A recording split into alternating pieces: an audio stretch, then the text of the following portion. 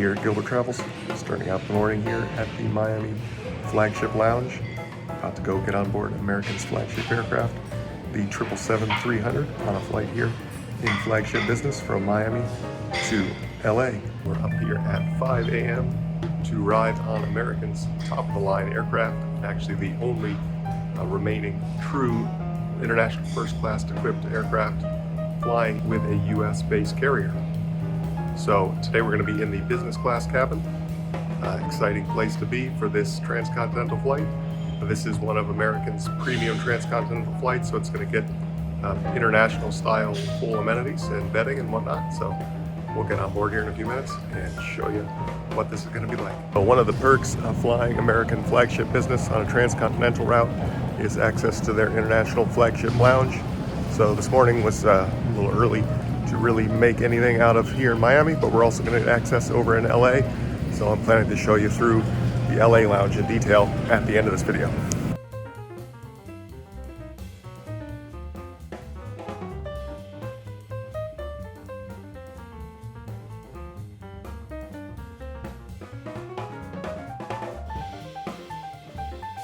All right, made it on board here, getting settled in the seat.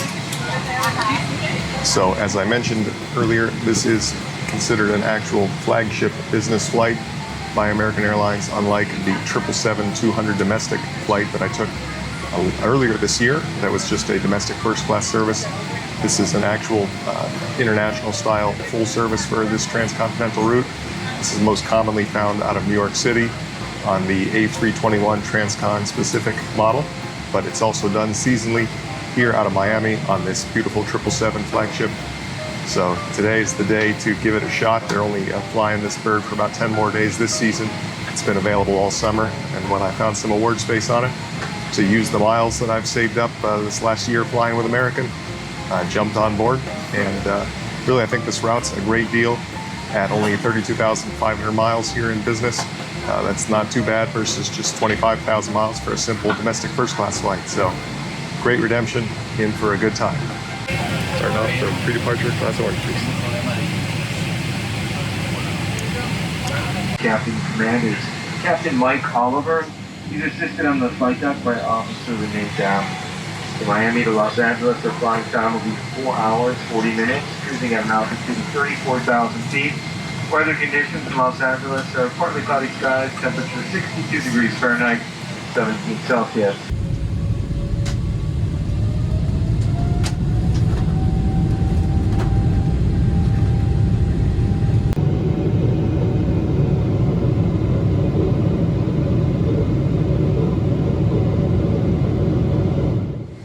So today's business class seat is the Cirrus series that you'll find on Air France and Cathay Pacific, for instance.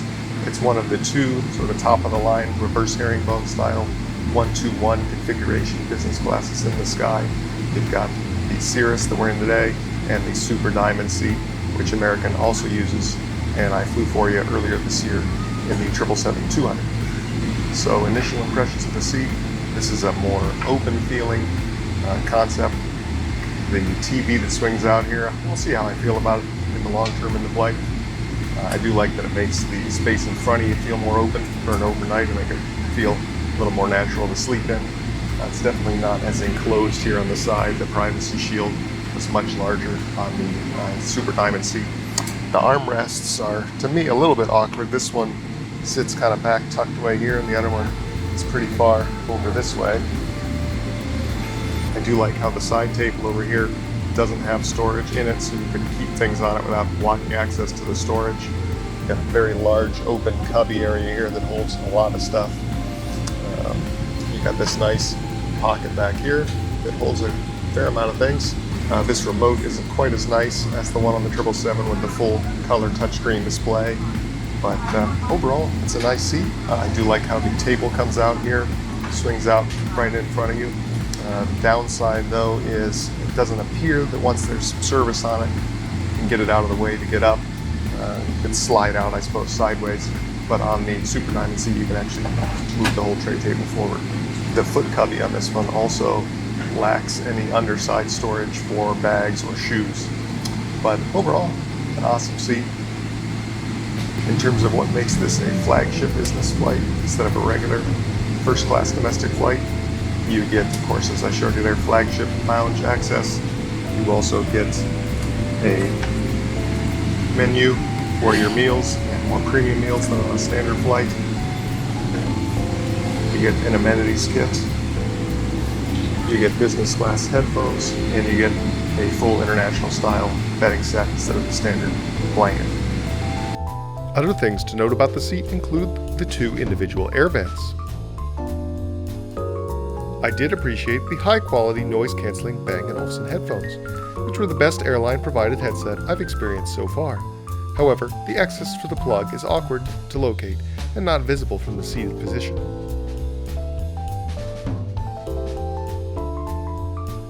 Next to the seat is a plug-in for a component video input to view your own low-quality content on the display. This panel also included a USB power next to the universal power outlet. A well-positioned reading lamp is provided, however, mine did not function.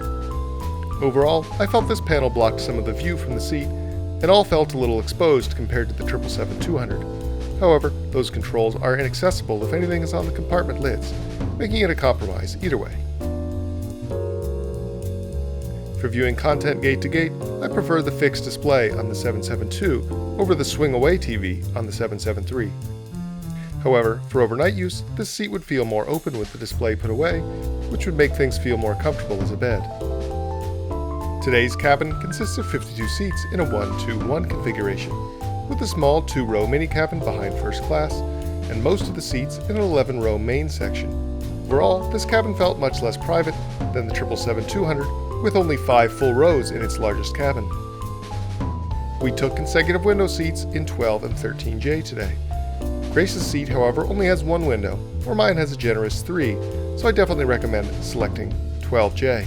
The center seats seem slightly closer together for couples traveling than on the Super Diamond, but I'm still happy with our choice of consecutive seats for today's flight.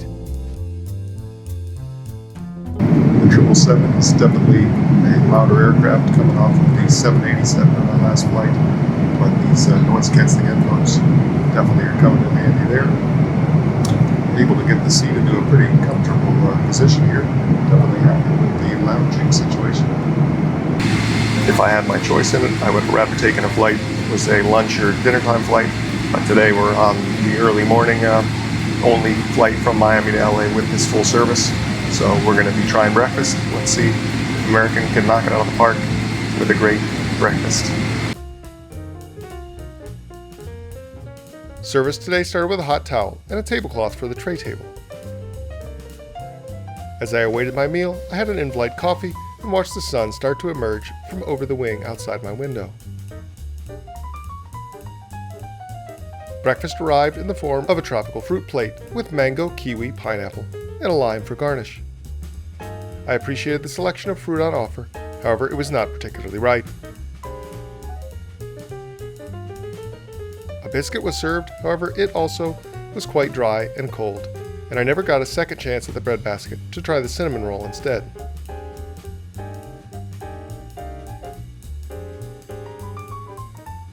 The main course was a 4-cheese frittata over greens.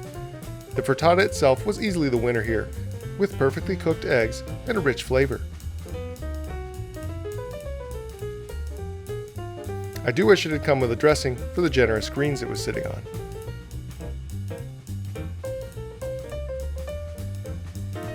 Service for lunch and dinner on Premium Transcon flights would be more elaborate, with a separate plated appetizer, salad, soup, and main course, and then finally an ice cream sundae for dessert. Reading after this flight, I found out that I do believe this service was abbreviated even further, as the fruit and the main should have been presented separately and not on a single tray.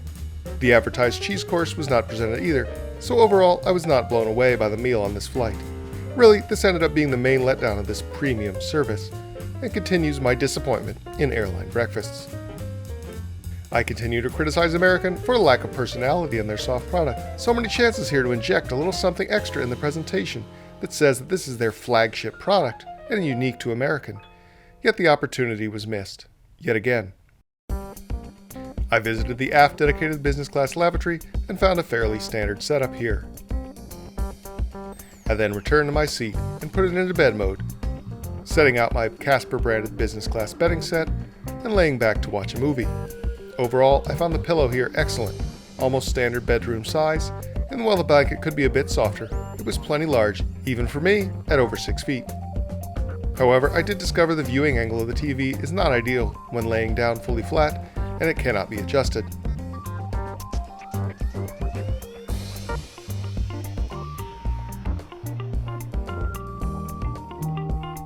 I've gone over the AA entertainment system many times in my reviews, and the airline and the system on display here is the same with a high quality 3D map and plenty of recorded and live entertainment.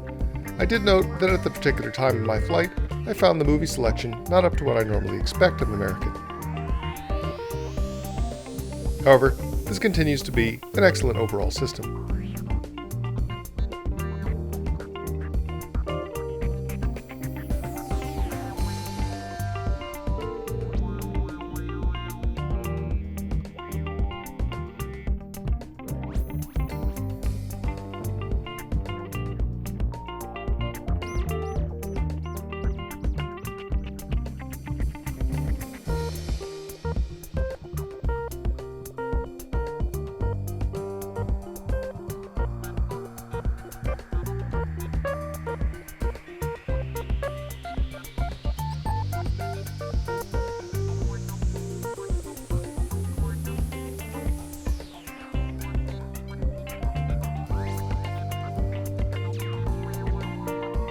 Just getting up from spending some time laying down there. Very comfortable bed. Definitely would be able to make do with that for an overnight. We're about an hour out now. Just got up and checked out the mid-galley area. That's where they have the cheese plates out for anybody to grab mid-flight. I'm personally not all that hungry, so I just grabbed a biscotti here from the snack collection and head back to my seat here. Gonna enjoy the mountains rolling by here in the background, the American Southwest. Pretty soon we'll probably be heading in for an approach to LA. Really enjoyed this flight, had an awesome time. This is a great plane. It's a super way to cross the country. Can't wait to get down on the ground and show you through the Flagship Lounge in Los Angeles. Service on today's flight concluded with a warm cookie as we began to descend into LAX. Please stay till the end for my closing thoughts given in the American Airlines Flagship Lounge.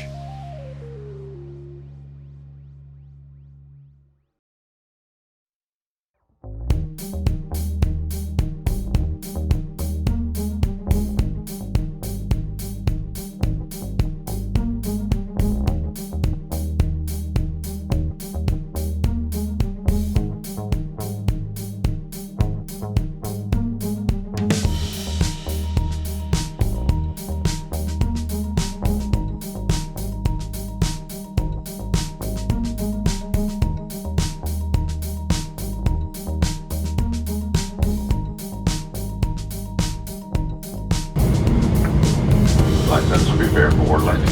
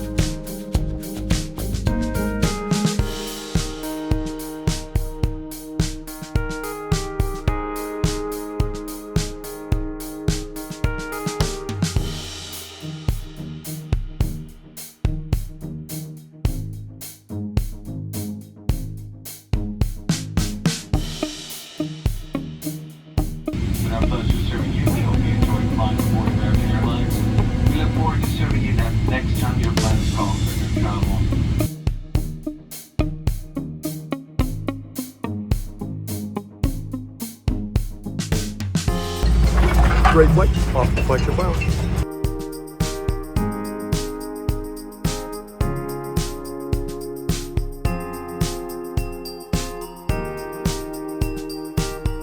Having been to 3 of America's flagship lounges, I found LA's to be the brightest but the smallest one that I've experienced. I enjoy the great views of today's planes, and this is a big step up over the typical US domestic lounges with a wide array of self-serve drink and food options.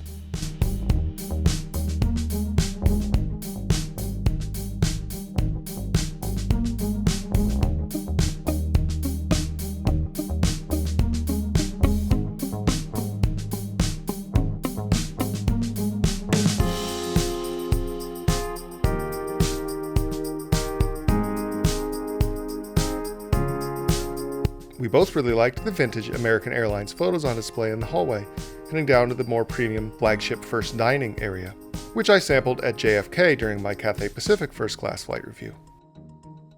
LAX is plane spotting heaven, even inside the terminal, as demonstrated with me capturing a 747 on takeoff, while my next airplane taxis to the gate, with today's plane sitting in the foreground, all in the same shot.